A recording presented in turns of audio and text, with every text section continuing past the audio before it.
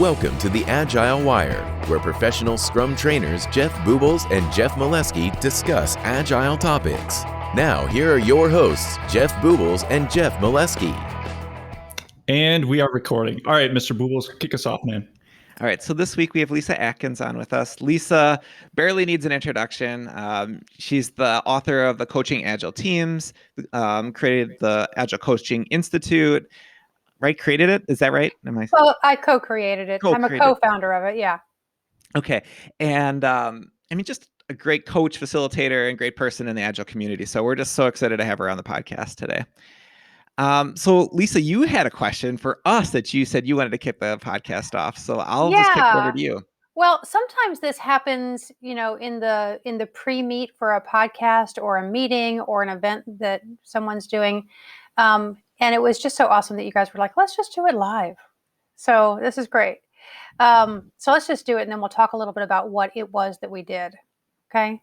So coming into this podcast, my intention is to serve your highest dream for what this podcast series does in the world. And so I'm just wanting to ask you to tap into that a little bit and tell me, what is your greatest hope or your highest dream for this podcast series? You make these really big questions and they're hard to answer. So one thing I love about you. Yeah, well, that's what, so just take the pressure off of that, right? So, and just imagine that we're exploring rather than having to have the answer. Yeah. Yeah. So I want to have a conversation that people can learn from, that new things maybe emerge from, that maybe we, all three of us, haven't thought of before, but together something new and exciting comes from it that helps somebody else out in the world. It could just be the three of us, or it could be somebody else out there. And I hope that we're able to do that by just make a positive influence in the world with this recording. Awesome. From my side, when we originally started, so we've been going a little over 2 years now. Jeff and I worked together at the same organization. We've since gone separate ways since then. So one is it forces him to stay in touch with me, which is good. And I'm only half tongue in cheek with that. Really I'm an sweet introverted person. If I didn't have something that forces me to stay in contact with people, I just tend to go off on my own. Two, this is long-term brand recognition for myself. I really love what I do today, but if I ever want to switch directions, I want to have at least a little bit of name recognition for myself personally, so that it just bolsters the resume to a certain degree. And then right in line with that, people who probably listen to the podcast know that I am the listener. Boobles is super outgoing. He asks a lot of really great questions. I'm more of the type that'll internalize things, be thinking about it, and I don't interject a whole bunch. And then lastly to that is I just love the opportunity to learn from people that are way smarter than me. And so selfishly, this is that opportunity to get something in, and I'm hoping that all of those things kind of combined produce value for somebody else to be listening to. So that's kind of what I look to get out of the podcast. Yeah. Lyssa, what do you want to get out of the podcast? Well, I want to first make sure I'm hearing you and so that I can align with your greater intention for the podcast series, and then we can talk about this one podcast. Is that all right? Yeah. Mm-hmm. So what I'm picking up is, number one, the camaraderie between the two of you. This is the way you stay in touch. This is the way you get infused with new ideas, and it's the way you give back to the community, but also the way you support your own brand and your own thought leadership in the world. Yeah. And the hope is that in these conversations, we can have a generative conversation for us where we discover something new that is also useful to other people. Yes, definitely. Yeah, I think you framed it up well. Okay. Well, you framed it up well. So to those who are going to hear me cough, I apologize. It's pollen season in Richmond, Virginia. That's just the way it goes around here. So, okay. So let me just think about, can I align with that? Yeah, I can totally align with that. I am especially aligned with feeling into jumping into the camaraderie between the two of you, that feels really good. It feels like a good sort of nest to land into. And the other piece I can align with is really strongly, all of it, but really strongly is the generative conversation piece. That's what I'm into lately. And so now does that sound okay to you guys? Yeah. So far. So now I can move into like what my greatest hope for this one podcast is that we're doing together.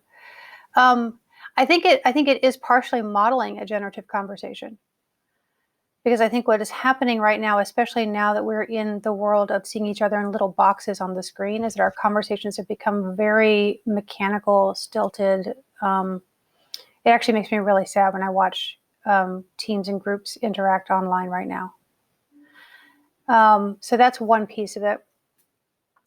And the other piece is what we've just been doing. Like, I'm wanting to expose more people to this idea of designing an alliance and where they can use it. So there's a little bit about like content. I have a little bit of a content desire for this podcast. So that's about the way it happens, generative and content desire, designing alliance. But also, if I step back from that, I really appreciate, Jeff, Molesky, you bringing in the idea of brand. I do podcasts for two reasons. Well, three. One is to give back to a community that gave so much to me. The second is because I don't like to say no to people. I mean, really, a podcast is so easy for me just to ruck up to and talk. And like, it's not a big deal to participate in a podcast. And so to the extent that it supports, your high dreams, yeah, I'm just all about that. And the third is my own brand.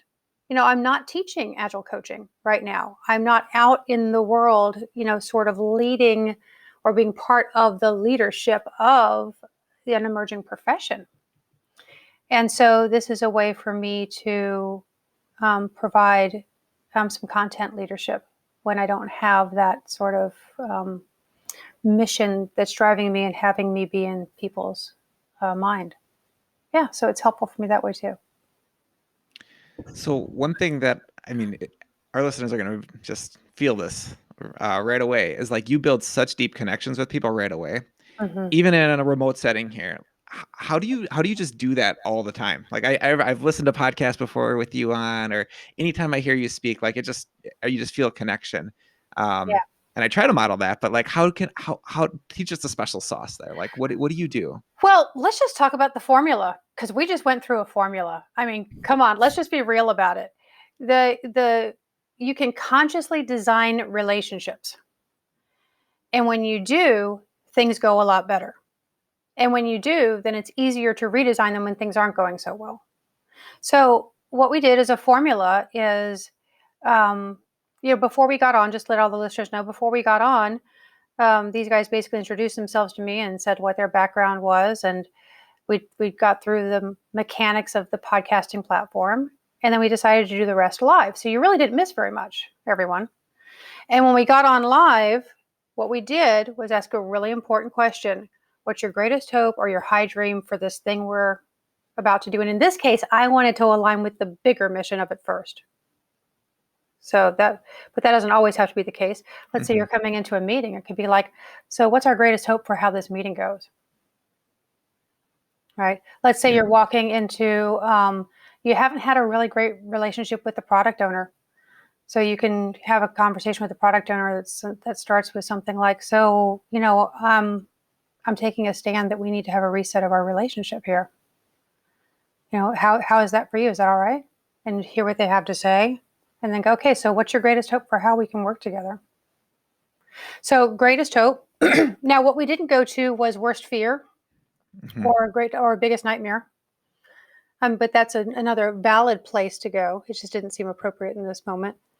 And then from there, once people know other people's greatest hopes and possibly their worst nightmares, depending on what your situation is, then we can clearly design how we want to be together so that we can accomplish a thing. Does that make sense? Yeah, because you're setting those guardrails up kind of right away. We're asking a deep question. We're going past, formalities of things that are just very tactical. Yeah. Yeah, exactly. Now, I didn't make this up. This comes from the Center for Right Relationship and from their organization and relationship systems coaching curriculum, which happens to be the type of professional coaching I'm certified in because I love it that much. So, yeah, you don't have to make any of this stuff up. It just actually exists in the world. But just the notion of a designed alliance is a really important notion to me because I think people feel prisoner oftentimes to the relationships they have at work. Like they just don't think they're going to change and it's up to them to adjust around the other person. Not necessarily. I mean, especially if you're in a situation where you have been so severely compromised that you actually can't do the work you've been asked to do. And I see Where that. do you think it comes from? That feeling that I have to change, not the other person, the environment, the structure, or anything like that. I mean, well, let's just be real about power for a minute. So if the person that I'm interacting with has more power than me, our default position is to just mold around them. Right? Because we don't have the notion that we can create a durable relationship system and and notice I didn't say harmonious or solid or super flexible. I said durable, a durable relationship system, and that thing can remain more steady as the ups and downs of the topics, the difficulties, the situations happen. I don't have a good metaphor for that. I need a good metaphor, everyone. So everyone who's listening, think about it. I've been thinking about the metaphor of noise.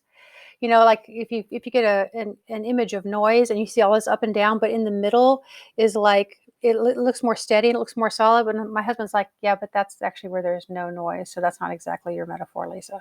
So we need a better metaphor. But something that's like it's like a durable core in the middle of a bunch of ups and downs. As you were talking about relationships there and you describing it, the image that came into my head was more like something that's anti-fragile, like your immune system or your muscles. Like as you exercise them, they get stronger and more durable, and then you can handle more resistance. And if you have relationships like that, man, that's a magical thing, right? Because then we can handle any kinds of ups and downs that that we're faced with. That's exactly right. And in fact, go ahead, Jeff.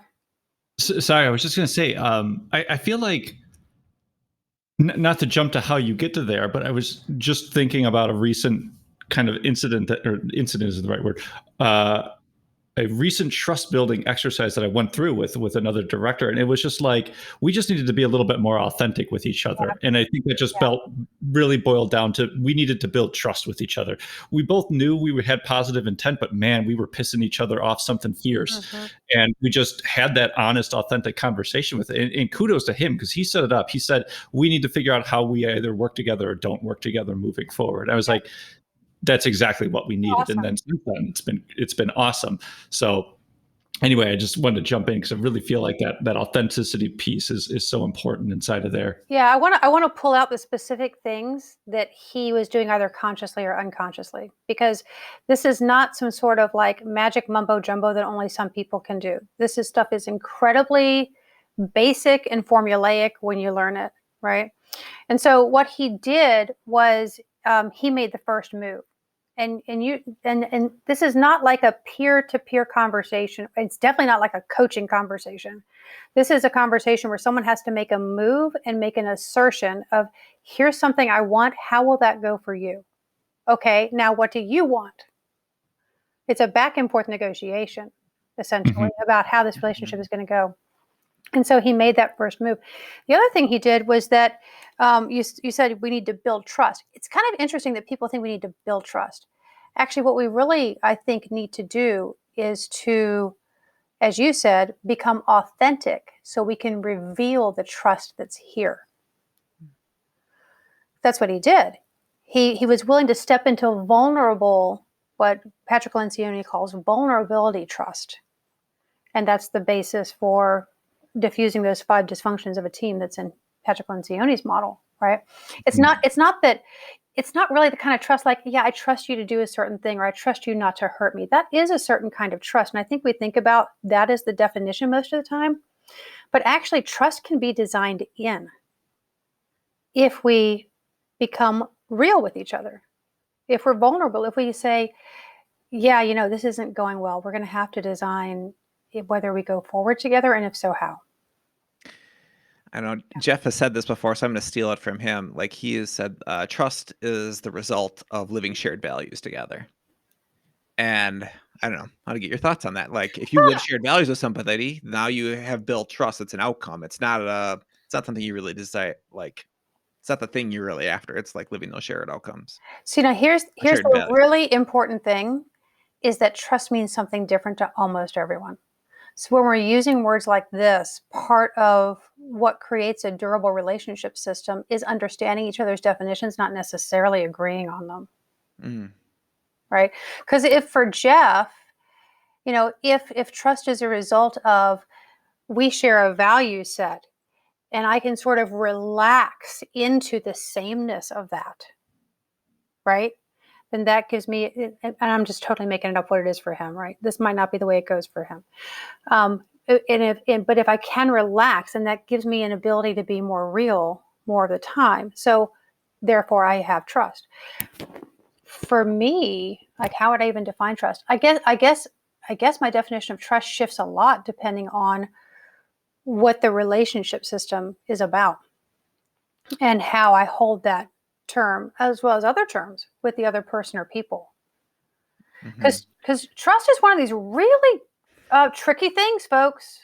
I mean, we have these ideas like we put trust on our working agreements and we understand what it means. No, we don't.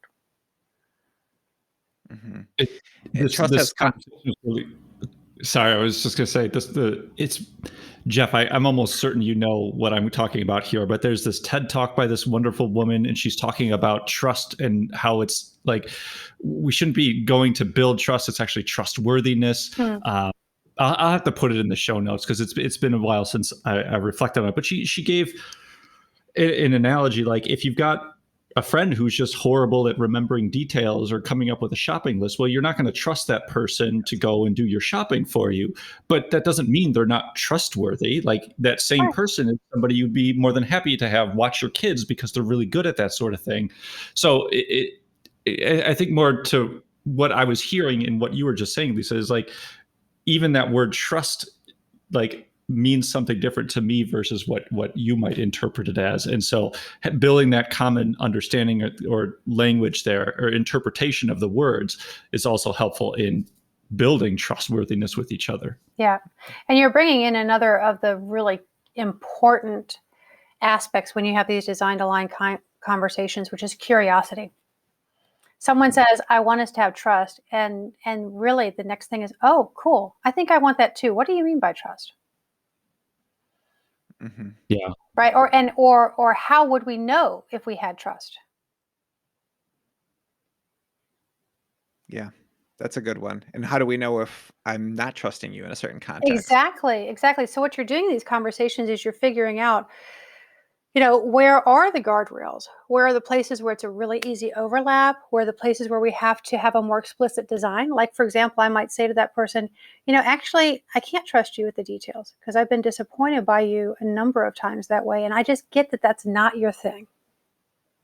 And then I'd be looking over there to see what the reaction is, right? Because this is a two-way conversation. This isn't me dumping what I need on the other person. And so if the other person's still receptive, I might go, but here's the thing. I trust you with so many other things. I trust you with my kids, but when it comes to the grocery list, you know what? That's something I need to give to someone else. And so how do you feel about that? As you were giving that example, it kind of just triggered in my head. At least I made a mental connection. It was almost like writing a product backlog item and then filling it out with acceptance criteria or specification by example. Right? It was, we're going to talk about this thing, this high level that we're trying to achieve, but let's give some actual examples of how we would see that functionality play out in our product or something like that. And I just thought, wow, how great would it be if, because that's how I, like, as an ex-product owner, like, I always think about things from the product backlog perspective in the product. But just, it's so helpful when you're actually giving examples of things like, here's the expectation, here's some inputs, here's what the desired output is supposed to be. you can do the same thing with relationships, behaviors, and interactions that we can do with products and backlogs and functionality and features and all of that. Mm-hmm. I love that. I love that idea. And as my husband says, whatever gets you up the hill, Jeff.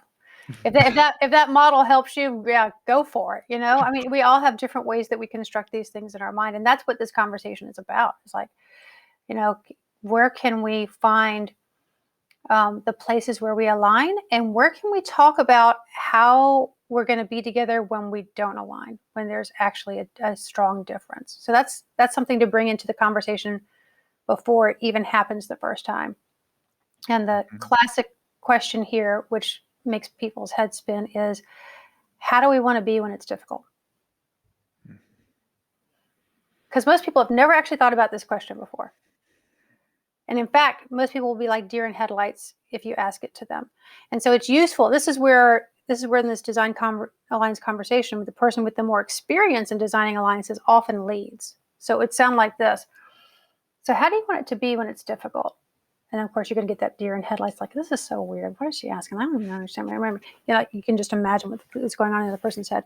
Like I said, yeah, that's kind of a weird question. So let me give you an idea. Let me think about it for a second. So in our particular relationship, so what I can already tell I'm going to need when it's difficult is I'm going to need you to not second guess yourself. And what I mean by that is the moment you have even the first inkling that something's not right, my request is that you really trust that.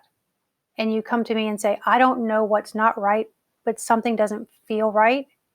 And here's what I'm thinking so far. Or even just here's what I'm feeling. We'll figure it out together. So how would that go for you? Can you do that? Are you willing to meet that request? And the person will say yes or no, and we'll have a little conversation about it. And then as soon as that pump is primed, 9 times out of 10, the person goes, oh, yeah, so what I need when it's difficult is I need like really clear, straight talk. And I'd be like, cool, I can do that. No problem. And you can do this with a group too, but we're just using an example of 2 people because it's easier.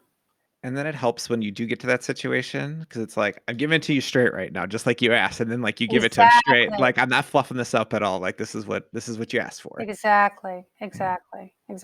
And what's so cool is over time, the more I have designed alliances with people, the more I realize what it is that I actually do need. So I now know to design into every relationship around the question of how do we want to be when there's a strong difference or a conflict. I know to design in how I need it. So I will say, so one of you asked me, so how do you want to be when it's difficult? How do you want to be when it's... I love that. Jeff, you go. No, Molesky, you go. Lyssa, how would you like it to be when it's difficult? So Jeff, I've really learned over time that I can receive difficult feedback well, but not right out of the gate. What's hard for me when I start to hear difficult feedback is I fear disconnection and I fear that I don't belong anymore. So here's what I need. And you can say yes or no or make a counteroffer to this because it may not work for you. But what I need is a little bit of a soft startup. I need you to say something like, so I've got something difficult to talk about. And then if it's authentic for you, I need you to say something like, and you still belong. And if that's not true, obviously don't say that. But if it is, just give me that, like my amygdala can relax moment, and then I can be open to hearing. So what do you think about that, Jeff? Yeah. So even in that little instance, that like I felt a connection there. I felt you being just brutally, authentically honest and open with me. Yeah.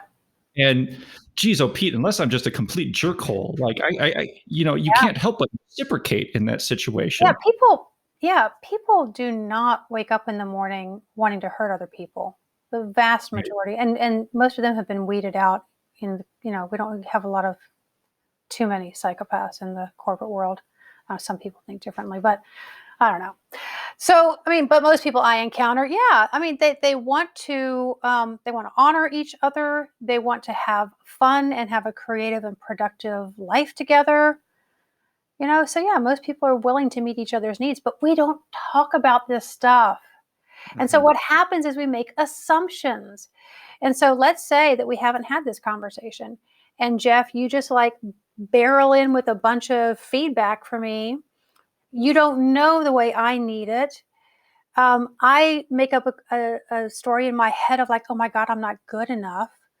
Maybe I should start looking for another job, and now I've made it up that there's a whole territory of topics that I can't come talk to you about. Right. And so now imagine that all these walls get put up and now we can't even collaborate together after a while. That's what I'm seeing. I'm seeing all of this misunderstanding and assumption build up between people to the point that they can't even really collaborate. And all they're really doing is having sort of functionary conversations now. And that really, it doesn't have to be that way. Mm-hmm. And then when it comes out like a waterfall. It's just, yeah, exactly. Yeah. Right. And then it comes out usually at a time when you don't want it. And so, we've been talking about vulnerability, but vulnerability, like with the right guardrails and the right context, exactly what you just did there is like, we've only been really knowing each other and had a conversation for the last 30 minutes.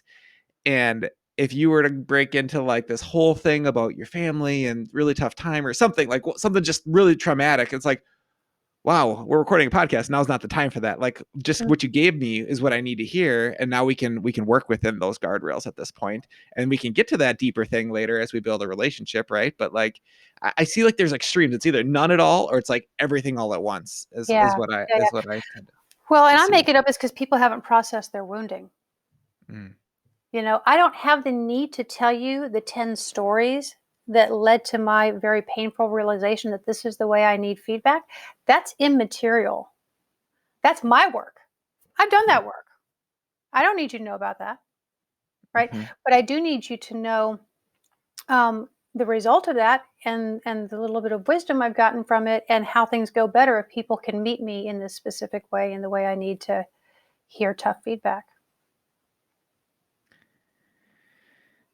So when people have these conversations, do you feel, or have you found that people still need that nudge to give that tough feedback?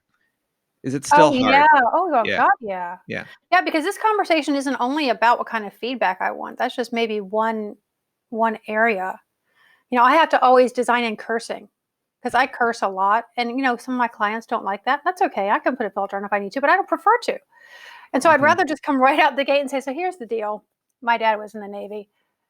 There was always a lot of cursing in my household growing up. I curse a lot. I don't have to, but I'd like to. Is that all right with you? So I guess it could be like from the sublime to the ridiculous, but the things that basically the question to ask yourself is, what would I need to do the job I've been asked to do to the best of my ability? And what do I need to be fully authentic here so I don't have to spend all the time managing the mask? Yeah, that second one was what keeps jumping out at me, is just allowing us to be our authentic self at work or anywhere, right? In relationships, in our environments, whatever that happens to be. Because of the amount of it's funny you bring it up. And normally before we get started with the podcast, we're like, hey, we don't care about language. You set the tone. But I am like a natural cusser. In fact, I like joking around with this. I used to be in the Army, and I cuss a lot. And like I think the military's getting a bad rap here, Jeff, between me and you, between the Army and yeah. But when I would do a typical briefing, I used to cuss so much, my soldiers would keep track of it. And they found out my average cuss rate was 3.6 cuss words per minute. All right.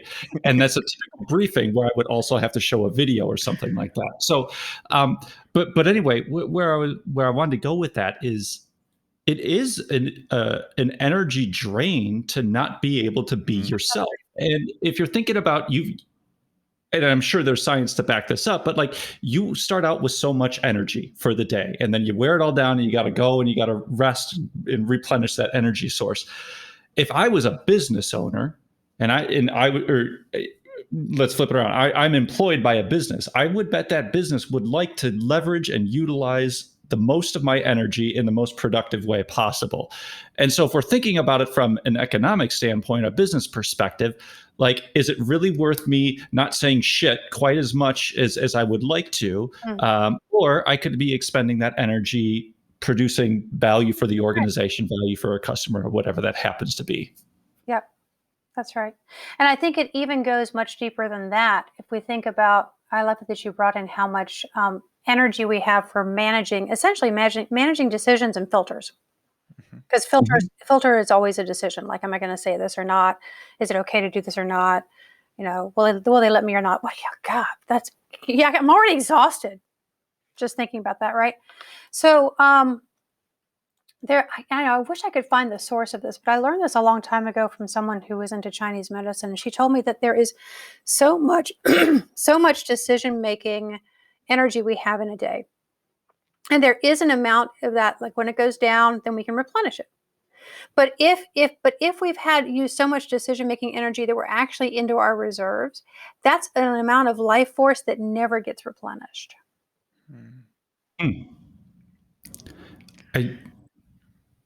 Sorry, Jeff, I wasn't sure if you were going to jump in with something, but I think it was Thinking Fast and Slow. I think they talked about this a little bit inside of there. Like, they had the study where they had somebody walk down a hall and there were some treats at the end, and they were measuring how often that person would actually stop and take one of the treats, and how over the course of the day, your willpower actually breaks down because you're forcefully not taking that decision. And that goes right back to that energy. But I hadn't heard the second part, which sucks if it's true. I don't want to steal something that I'm never going to get back from myself. Yeah, that's right. I mean, I think we are. I think we are at the dangerous cusp of that being true for a lot of people right now. I think about how exhausted people are. Just because of the Zoom work environment that we're in, or the pandemic, the fact that we're in pervasive, perpetual exponential change that the human body is not designed for, like all of these things. The fact that business is still pretending like it can be separate, that its decisions don't matter.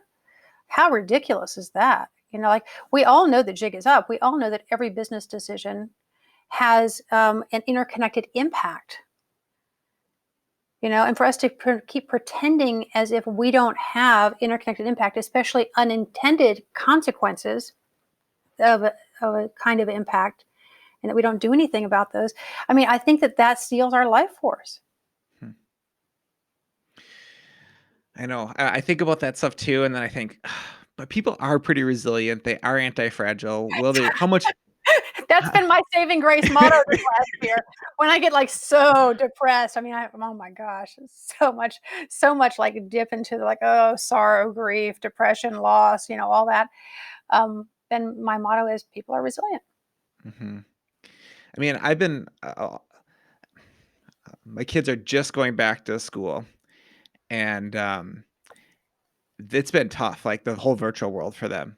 And I think about, it's only accelerated in kids. You see it even more, I think, than you do in adults, because, they'll show the raw emotions, especially to their parents, a little bit more. And I guess I just thinking about, but they've adjusted. Like, it was really, really tough the first maybe month. And then after that, like, they found really good outlets, and we found different ways to like build connections, and not just through a superficial way, but like deeper connections with people.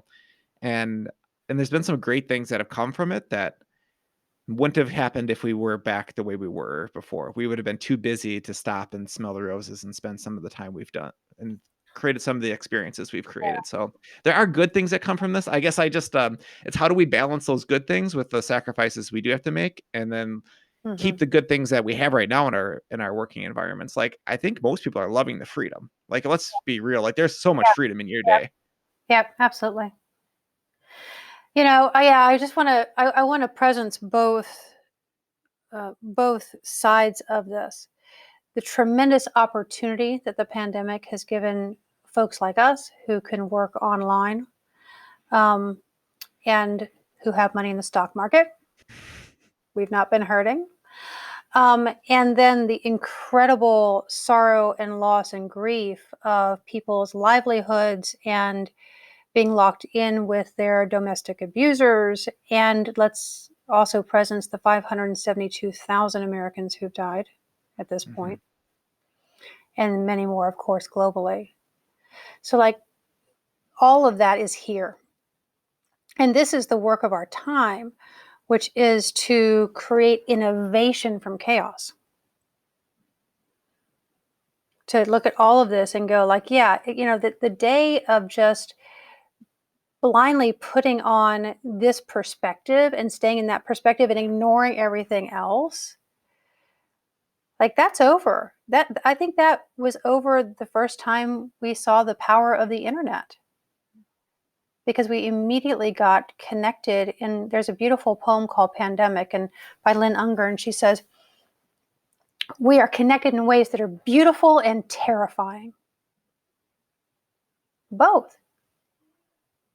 Our interconnectivity creates the possibility for this innovation that's a more of a synthesis out of chaos rather than just a narrow, me-focused capitulation to complexity. So going back to something we were talking about earlier, Jeff, you were saying, and I love you for it because I love this as well, just anti-fragility. We have where do I want to go with this thought? 10 years ago, actually probably more like 15 years ago. No, actually, I think it was 20 years ago. We had probably the first shocking moment that I remember, which was the Columbine shooting. And those types of mass shootings have just become fairly standard in our culture, at least here in the States. And so I'm curious if that is what a built-in human coping mechanism to become anti-fragile, where those shocking, out of the normal type situations, we can just learn to deal with and continue moving on with. And so where I'm going with this thought is it sucked a lot. It still sucks today, but literally just the other day, another shooting happened, and I'm able to just say, okay, well, that's kind of life. Let's go on with things. In 5, 10, 15 years from today, when pandemic number 17 comes rolling through, and we just say, yep, that's life. Is that, I guess let me close that off. What are your thoughts on that? Well, that's a big old can of worms, is my thought on it. And if we don't want to go this direction, we don't have to. I actually love this direction because I think Agilists in particular have a really important a calling. And this is one of the things I'm doing these lately is just like saying, okay, who we are, what we know how to do, how we know how to make forward progress, even in the midst of, mind-numbing complexity. Like, might we be needed for these bigger topics? I mean, I think it could be so. And if I think, oh my gosh, we have millions of Agilists already all over the world, it's not like we have to build that network. We just have to activate it. Mm-hmm. It's there. Right. And so I do think about these things a lot, Jeff. My two top Clifton strengths, the first one is connectedness and the second one is visionary. Mm-hmm. So I end up thinking about the future a lot. And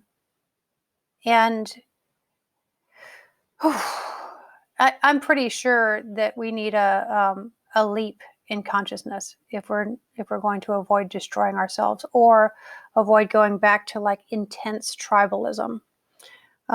Which would require a significant shrinking of the population to work, right? So I think we are going to, you can pick anything. You can pick climate disasters. You guys might know about the Thwaites Glacier. It's still barely holding on, but if it goes, the sea level on every shore will rise within a few months. I mean, drastically. So any of these things could happen. It could be pandemic number 17. It could be a climate disaster, multiple climate disasters simultaneously. I mean, I guess our place in this planet has always been more temporary than we'd like to believe. And I think that's what the pandemic has shown us, is that the things that we thought were stable were not as stable. And that's actually the nature of life, more so than this stability that we have really, at least here in the United States and in much of the Western world, have really appreciated for the last couple generations. There's a wonderful writer, Margaret Wheatley, who for a long time was known by most people as, one of the people who really understood how we could have societies change for the better. And her work in recent years has been basically stop hoping. Stop hoping. Stop hoping and start doing, or what?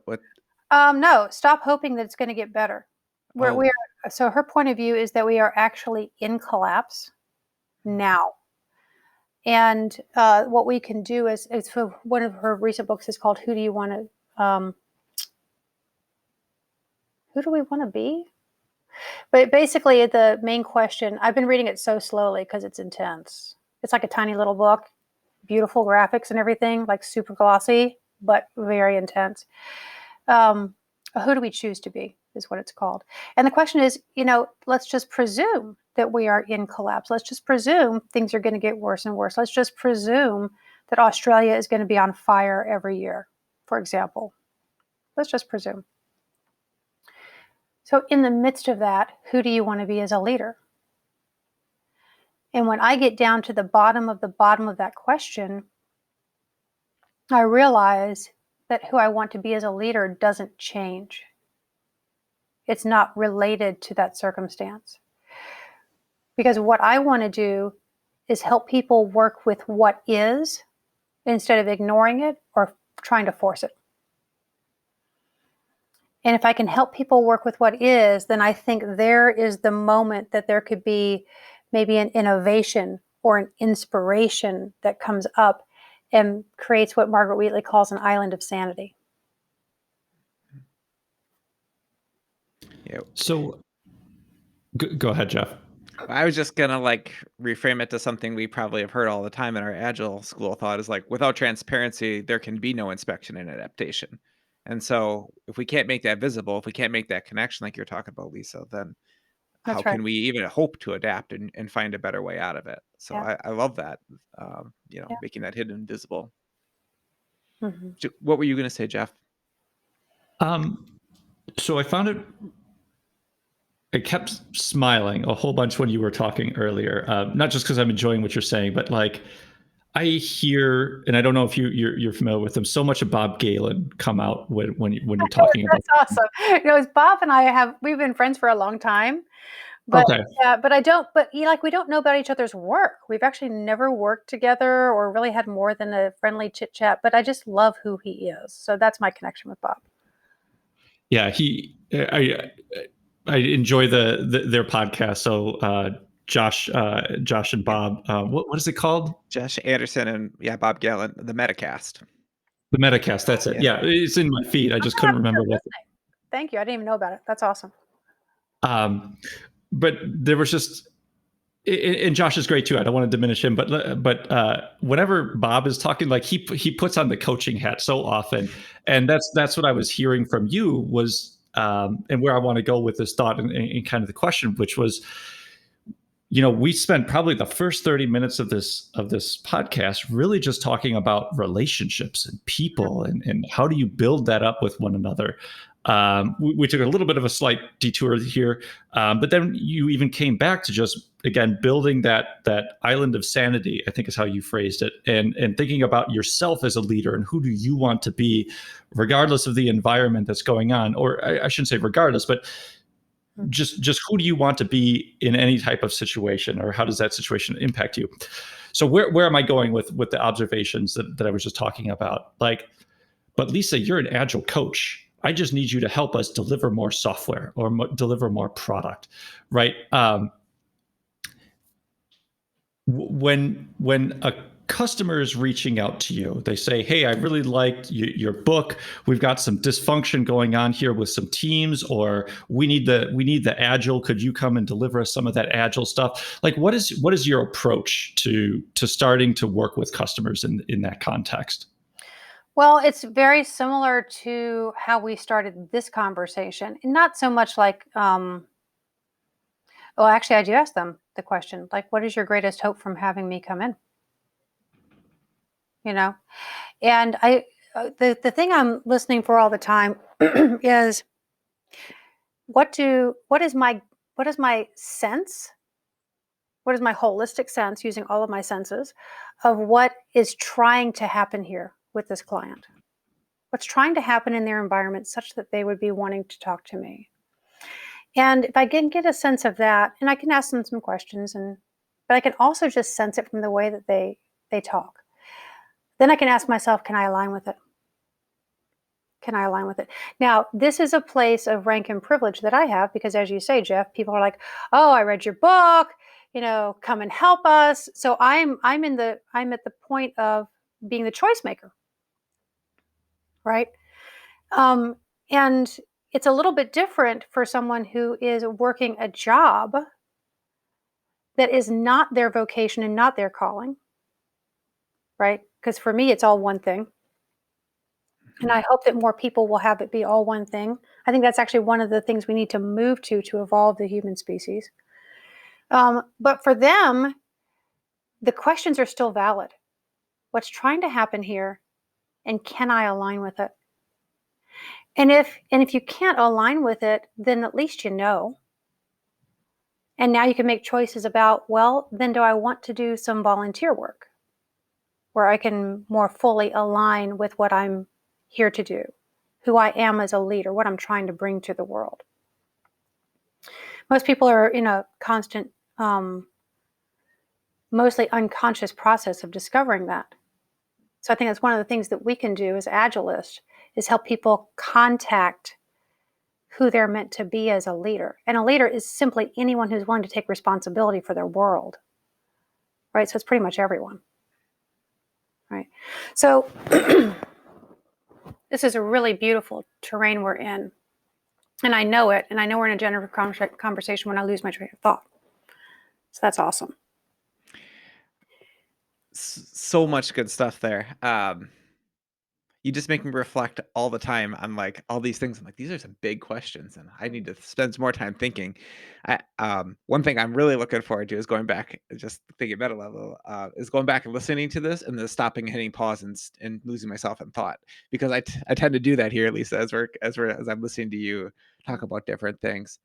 But one question I did have that came out of like something you were just saying there is like, why do you think that it is so hard for people to find that vocation that's their passion, that's the thing that they exist for? And why is it most people just have a job that they go to and they put time in? Like, what's the divide there, and how do you get people to take that leap that you talked about? Well, I mean, let's just understand that not everyone has to. I mean, I think that's an important piece right here. People who are pursuing sort of like a fulfilling life and a self-actualized life like we are, we tend to think that everyone needs this. Maybe not. Maybe not. I mean, maybe it does fit with some people to come in, do their job, pump out the product, and then there's something else that is fulfilling. So I just want to like hold up the flag of like, let's be really careful about how much social engineering we're trying to do with people. But for people who, and I think this is perhaps the majority of them, people who are unfulfilled, people who feel like they are a victim to circumstance. Well, that's a ripe field for seeing, like what is the thing that wants to grow? Mm-hmm. I think more people need coaches, honestly, and not coaches that are trying to teach them how to do something, but coaches that are helping them explore their inner landscape. Mm-hmm. Because that's where their motivation lies, and that's where the answers to all of, overcoming all the obstacles live. It's not in actually solving the problems that are the obstacles. It's in creating the vision of what will pull them forward. Mm-hmm. And really holding people as magnificent as they really are. I think that's a huge part of what we can do for people. And I think Agilists as change agents, like one of our like really shining moments here is that we don't collude with people's limited beliefs of who they think they are. Mm-hmm. We open them up to the options that are out there, and That's maybe right. even give them the nudges that they think are the things that they're not even aware are possible. That's right. Like That's I right. think we all need that. Like I need that. I have a lot of the great coaches I work with every day. We give that to each other. Like everybody needs it. So for listeners out there, if you don't have that coach, that person in your life, like find it. Find somebody that can be that For person sure. for you. For sure. At any given moment, I have a coach or a mentor in my life Mhm. right now. And I have a mentor right now who has just really made it clear. Like I woke up in the middle of the night a couple nights ago, just so clear that right now what my stake is in the world related to my leadership is simply this almost ridiculously simplistic statement, which is conscious leaders make healthy choices. Hmm. That's it. That's what I'm about. I'm about healthy choices and I'm about conscious leaders. And so as I'm listening to a client who's saying, or prospective client who's saying, hey, yeah, come in and do blah, blah, blah, and do blah, blah, blah, whatever they say, I'm constantly like, okay, is there a way for me to potentially activate my stake, my leadership stake? Because if I have that powerful alignment, then I think I can do some good here. And if it's just coming in and doing something, nah. Mhm. What are healthy choices, or what do you think when you think of healthy choices? What's that context? So what I'm hoping for and what I am believing that more consciousness, more awareness, but also more expansion of consciousness will bring to us are leaders who make choices that benefit the greatest good possible. So that's what a healthy choice is to me. Something that benefits it's not perfect. It's still going to have unintended consequences, still going to have a downside, but it's not harmful and it can benefit the most possible. That's healthy to me. Okay. And I would be really curious to explore with these leaders, and I am exploring like what's healthy to them.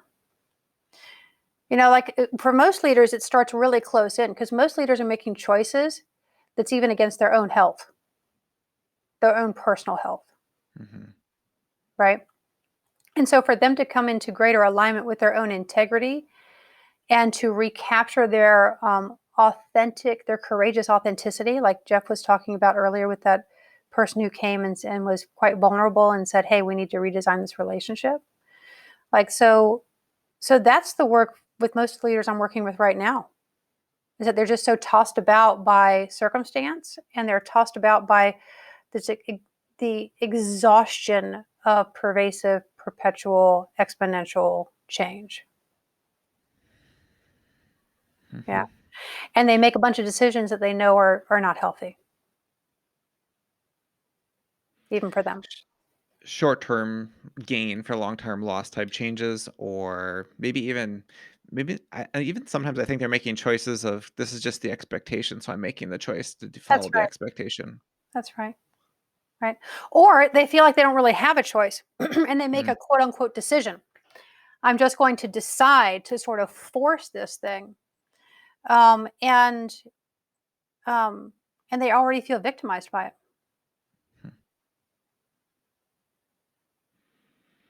Yeah.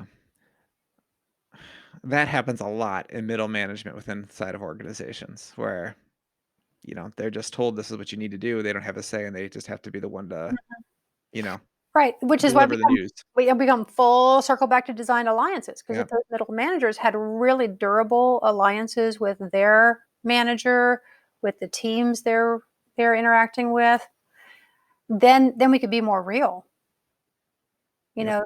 Then when the manager says, I really don't care, like this Agile thing, yeah, whatever, but it doesn't matter how you get it done, just get it done by this date. Mm-hmm. That would be the moment for that manager to say, hang on, we've actually talked about this, right? We've talked about how we want to be when the delivery pressure bumps up against the need for us to have operational stability and innovation. Mm-hmm. So this is the moment we're in right now. So let's just slow this down because that's what we agreed to do. Slowing things down is like a really big agreement for me in a design alliance. And when you slow it down, does that mean we stop, we look, That take a higher level view, and we discuss like what we want to do in this situation? Is that what you mean by that? Yeah, and what it means is just not running headlong into the non-decision decision, the thing that just sort of runs us over, right? Like, whoa, hang on, take a pause here. We are actually at the juncture that we were afraid to be at. So let's just look at this juncture. That's the slowing down I'm talking about. And Jeff, yes, taking a meta view on that could be one of the ways that we get past sort of the oppositional forces. Yeah, as you were describing it, I would imagine those are just natural points of friction or tension or conflict that we've just trained ourselves to avoid at all costs, right? And thus we then just allow ourselves to be bulldozed or whatever into these bad situations that just looping back to how you were talking about earlier about the feedback model that you need, right? And how if you're not getting it, it stays cooped up inside until it just blows up. And that's the same thing we're doing with these points of conflict that we're choosing not to engage with. We don't enter that danger, and we choose to avoid it until it just becomes too big, and then it just blows up in us on us in very negative fashion. Right. And I think it would be better if it actually blew up. I think what it does is it goes underground. And then when it goes underground, a lot of times you lose options, right? Because time goes by, it's not transparent, and then it pops back up, and now we don't have many options. Like, and eventually you lose life force. I mean, if you stuff enough things underground, eventually you're going to be like in that Pink Floyd song, "Comfortably Numb," man. You know? I mean, how many people are we encountering in work right now who are comfortably numb? enough for sure. Too many. Yeah. And I say that, like, I don't think it's actually comfortable for anyone, but it's familiar. And we tend to stay in what's familiar. So, Lyssa, thank you so much for coming on the podcast. At this time, is there anything you'd like to plug or promote to our listeners? I just think if people want to know about what I'm up to, you can go to lyssaadkins.com, but you have to know how to spell my name. It's Lyssaadkins. Great for search engine optimization, not great for regular conversation. And we'll definitely have that information in the show notes as well. So again, thanks you so much for coming on. It's always humbling to have such rock stars come on and share the conversation and their wisdom with us and our listeners. So thank you very much. Thank you for listening to the Agile Wire. We are consistently inspecting and adapting ourselves. We would appreciate feedback at feedback@theagilewire.com or on iTunes, Spotify, or Google Play Store. See you next time.